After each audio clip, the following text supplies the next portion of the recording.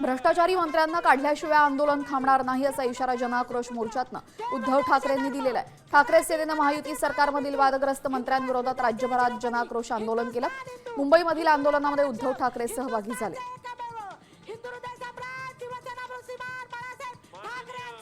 माननीय पक्षप्रमुख उद्धवजी ठाकरे साहेब साताऱ्यातील पवई नाका इथं शिवसेना ठाकरे गटानं जोरदार निदर्शनं केली। सत्तेसाठी सुरू असलेलं गलिच्छ राजकारण महाराष्ट्राची प्रतिमा मलिन करत आहे, त्यांची हकालपट्टी करावी या मागणीसाठी आंदोलन केलं गेलं।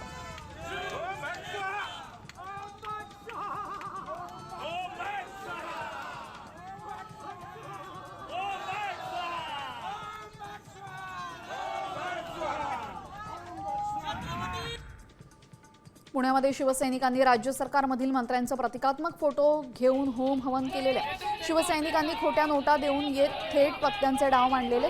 राज्यातल्या मंत्र्यांचा राजीनाम्याची मागणी यावेळेस करण्यात आली।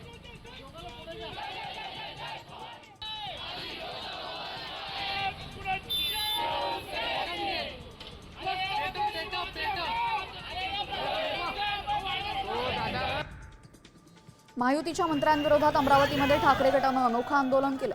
राज्यमंत्री योगेश कदम यांचा मुखवटा घालून शिवसैनिकांनी नकली नोटा उडवल्या। रामदास कदम आणि मंत्री योगेश कदम यांच्या विरोधात ठाकरे गटानं जोरदार घोषणाबाजी केलेली आहे।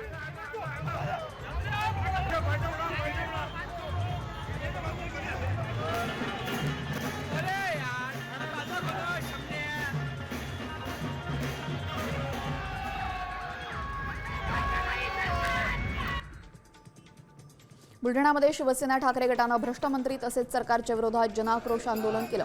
यावेळेस सरकारचा निव्वळ तमाशा सुरू असल्याचं दिसत असल्याचं यावेळेस त्यांनी म्हटलेलं आहे।